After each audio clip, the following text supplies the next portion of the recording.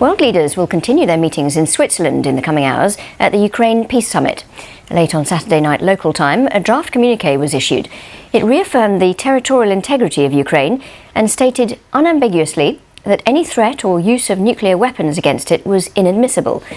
It warned that food security must not be weaponized in any way. The draft also called for a complete exchange of prisoners of war and for the return of displaced Ukrainian children and civilians. More than 90 heads of state and governments are attending. It makes it the largest world leader gathering solely focused on Ukraine since the invasion began more than 2 years ago. But Russia has not been invited and China is not attending. Sarah Rainsford filed this report from day one at Borgenstock. Shattering the peace of a Swiss mountainside for the cause of peace in Ukraine. Volodymyr Zelensky came to meet delegations from all over the world, coming together here to begin seeking out a path towards ending the war waged by Russia. Talking peace is new territory for Kiev, but now it's seizing the initiative, hoping for a broad global alliance that can help push for a settlement on Ukraine's terms. 101 states and international organizations are now at the summit, and this is a tremendous success, our success, the common success of all those who believe that a united world, United Nations are stronger than any aggressor. Russia wasn't at the summit because Ukraine believes scenes like this show Vladimir Putin's not interested in peace, just destruction and domination. Only this week he called on Kyiv to capitulate if it wants a ceasefire. Do you think that the West has been too scared of Vladimir Putin to actually help Ukraine defeat him? Well, I'm pleased that the UK has played a leading role in providing support to Ukraine, the first country to provide lethal aid. More recently, under my leadership, the first country to provide main battle tanks, long-range weapons, to train Air Force pilots. That demonstrates the strength of support for Ukraine.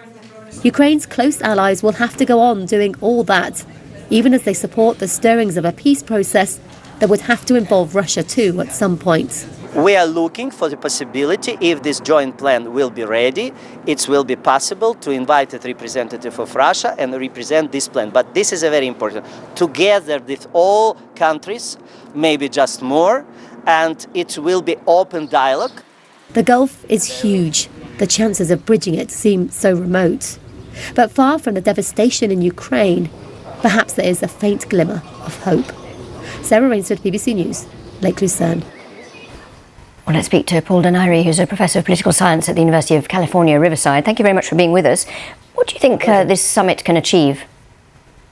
Well, it's not a peace negotiation because, of course, the other combatant isn't represented. But it's important in that a very significant number of countries has gotten together to reaffirm what has essentially been Ukraine's position on a peace negotiation for quite some time, which is that peace has to include Ukraine's territorial integrity. And so that's a pretty important marker to be putting down at this point in the war.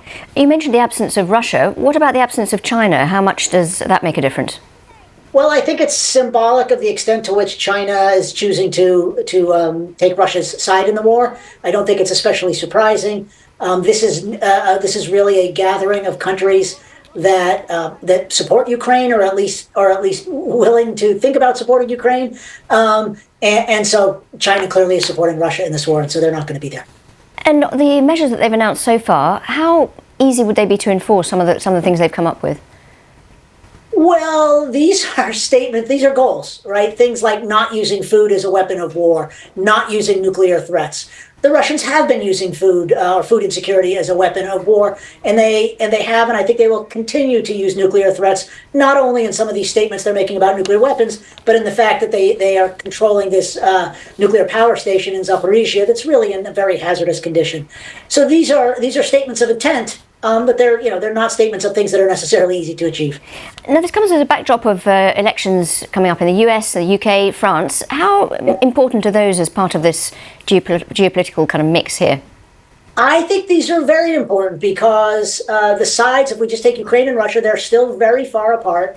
And I think part of what Russia is waiting to see is how long the West and Ukraine's allies will continue to back it, whereas the West and Ukraine's allies are trying to see how long Russia can and will keep on getting as many of its people killed as it's getting. One big part of that, of course, is who's in power in these countries. And I think Russia hopes that elections will put some people in power who will be more amenable to resolving the war on terms favorable to Russia. And how much do you think what was set out at the G7 summit, the US-Ukraine bilateral deal, if you like, how much will that cement in equipment and so on coming to Ukraine and perhaps mitigate the effects of an election change? Yeah, this is a really important point because I think there's a lot of fear that if Donald Trump wins this election, that he will cut aid to Ukraine. I'm actually less certain about that than a lot of people are. But what this agreement is doing in a way is trying to make it harder for another administration in the United States to walk away from Ukraine, because terminating this agreement would be seen as capitulating to Russia. And so it's a lot of what's going on in this war now, and the background to any negotiations that could take place is both sides trying to convince the other of their willingness to stick with it for a long time and endure a very high cost. And that 10-year commitment is a very important commitment in that respect. Paul Donaire, thank you very much indeed for your analysis. Thank you. You're welcome.